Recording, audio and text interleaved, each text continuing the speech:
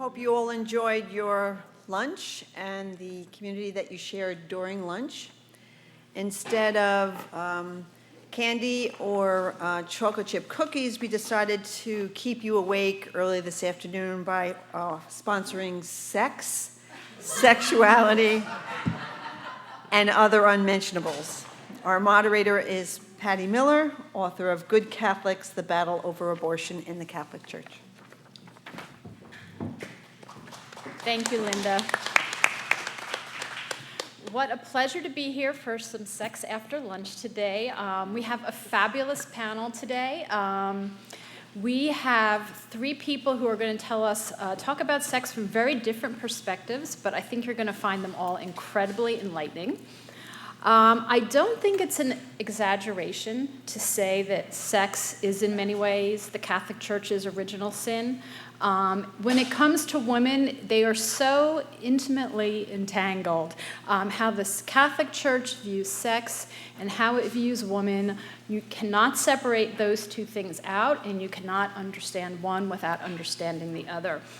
When I began to work on my book, Good Catholics, which I will shamelessly give a plug to, when I began working on my book, I naively, thinking I was writing a book about the Catholic Church and abortion and the politics of that and the history of that, thought I would begin my book 1973. Roe versus Wade, okay, maybe a few years back, give a little background on that. Well, then I started doing some work and said, well, you kind of got to go back to Humanae Vitae if you really want to understand how the church thinks about sex. So I went back a little bit. Then I just kept going back and back and back. And eventually I ended up in like 400, and like, oh, wow, this really goes back. There is an attitude about sex in the Catholic Church that really goes back to the founding fathers of the church, that somehow celibacy was a more holy state of affairs, and sex could only be tolerated if it was within the context of procreation. For people who aren't aware of who really gave us that formally, it really does date back to around 400, and I will quote our friend Augustine, who said in the early 400s, he declared that it is a procreative purpose which makes good an act in which lust is present. And pretty much everything in the Catholic Church dealing with sex since then can be traced back to that statement, unfortunately. But I think it's an interesting metaphor for how the Catholic Church views sex. The side story of St. Augustine, which I did not learn until I worked on this book, was that he had a relationship in his 20s with a woman to whom he was not married. It was apparently a very lusty relationship. She was a woman of a lower social class than he was, but it was a happy relationship, I guess sort of a concubinage relationship, as they would say in that time. But when he got closer to about 30, his parents said to him, okay, you got to get serious. You got to find yourself a proper wife. This woman is not, you're not going to marry her. So he was forced to give up his lover, and he was forced to marry someone who would be an appropriate wife for someone of his social status. It was right around then that he starts to adopt the more Stoic philosophy that sex is only useful if it's to create children, that there's not a lot of joy, or that there can be no positive pleasure within the sanctum, within the marriage act, or within the sex act itself. And I think that's a powerful metaphor for the fact that so much of what is considered by many people to be formal Catholic doctrine or immutable things about sex in the church really hinge on the whims of men and their personal lives and how they view women and how they view the sexual relationships based on their times and their personal circumstances.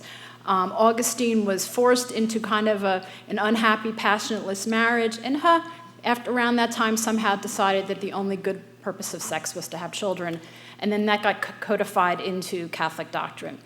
So I think we have to keep that in mind when we're talking about sex in the church, that a lot of what people think is immutable, think that has to be how it is. was really created by man and put down into words, and because it was repeated for so many times over the years, that just became what people assume is the truth. So today we're going to hear a little bit about what really happened, or what really is the truth. Of course, this is particularly problematic for women if we wanted to talk to Pope Francis about his views about women and sex, because of the idea that it is only really procreation that not only sanctifies a marriage, but in some ways is woman's natural position in life and is really the only higher calling for women. It was really Pope John II, as many of you know, who kind of codified that idea in modern times. Especially disturbing was his conflation of abortion and contraception as both being part of a culture of death, that even contraception, which had always been seen as a lesser evil, was suddenly just the idea of limiting families was seen as a negative thing to do, and people who did that did not have an open, loving spirit.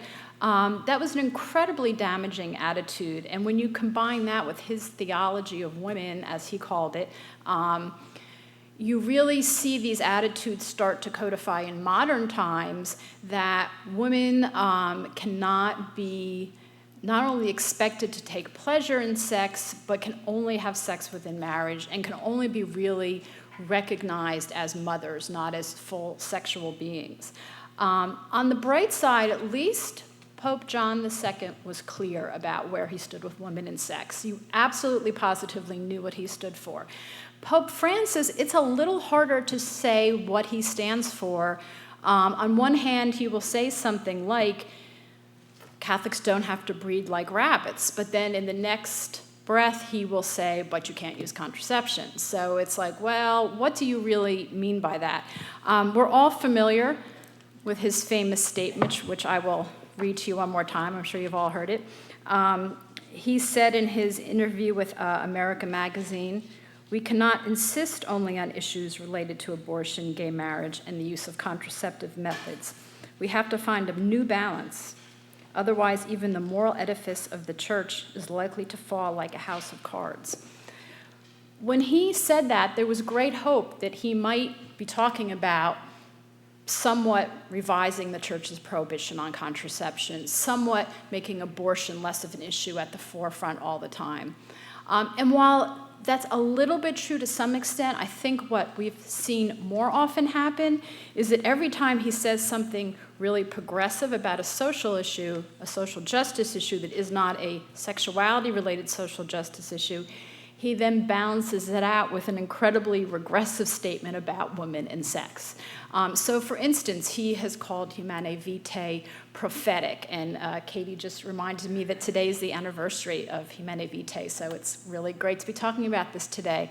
And when he talks about that being prophetic, he means that in the same way that some of the conservative theologians who pressed for that, even though the papal birth control panel suggested that there was absolutely no reason the teaching on contraception could not change, because they were afraid what giving women contraception would do to their morals. And that was really what that came down to, was that if women did not have the fear of pregnancy, that the entire morality of society would crumble. And so when he makes comments like that, much when he talks about women being strawberries on the cake, you realize how regressive many of his views about women and sexuality are.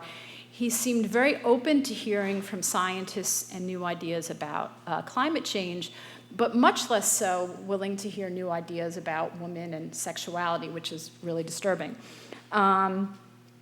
So we are going to hear from 3 people today who are going to hopefully balance that ledger out a little bit and talk about some of the progressive aspects of sexuality in the Catholic Church and some of the history and theology and some of the real applications in life. And so with us today, we have Dan McGuire. And Dan is... He is STD, which, for you who don't know that, it's a doctorate in sacred theology, which is the highest theology degree one can attain. He specializes in religious ethics, focusing upon issues of social justice and medical and ecological ethics. He is the author of 11 books and the editor of 3 anthologies. His recent books include Sacred Rights, The Case for Contraception and Abortion in World Religions, and Sacred Energies, When the World's Religions Sit Down to Talk About the Future of Human Life. He is also the author of some 200 articles in professional journals and magazines. Dan is going to talk to us today about the role of conscience, and he's going to speak about some concepts that some of you might not be familiar with, including the idea of probabilism. And just as an aside for you who don't know this, Dan almost single-handedly torpedoed Geraldine Ferraro's vice presidential candidacy back in the 80s. Mario Como just passed away, and for you who don't know the history, it was Dan's talk to a congressional briefing arranged by Catholics for Choice on this very issue of conscience and the role of abortion that Geraldine Ferraro signed a letter on a monograph that was made from this conference referencing this idea of probabilism and conscience and abortion and the ability of Catholics to make up their own minds on the abortion issue, that Bishop O'Connor took her to task for signing the letter and made a huge stink about it, and eventually ended up with some 100 very prominent Catholics running an ad in the New York Times saying that Catholics had a right to dissent from the Catholic Church on abortion. And it was a huge moment in the Catholic Church when that happened. It really broke the old idea that Catholics really were in lockstep with the bishops on abortion. So that's all Dan has done. So I don't know what you've all done today, but and then after Dan, we're going to hear from Susan Ross, who's a professor of theology at Loyola, and she's going to speak about sex and sexuality in the Catholic tradition. Susan is a professor of theology and a faculty scholar at Loyola University Chicago. She received her BA from Manhattanville College and her MA and PhD from the University of Chicago, so she's right here at home.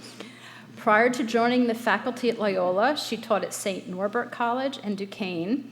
And from 2006 to 2008, she served as director of the Anne Ida Gannon BVM Center for Women and Leadership at Loyola.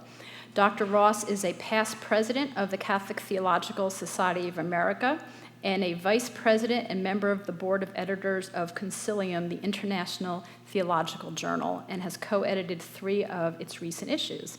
She is the recipient of a Louisville Institute sabbatical grant, the Book of the Year Award from the Catholic Theology Society, and an honorable mention for Best Gender Issues Award from the Catholic Press Association.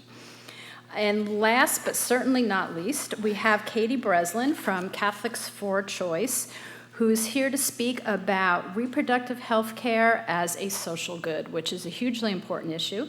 Katie is the Domestic Program Associate at Catholics for Choice, where she promotes CFC's U.S. advocacy on the local, state, and national levels, focusing on outreach, engagement, and relationship building with the organization's extensive networks of activists and advocates.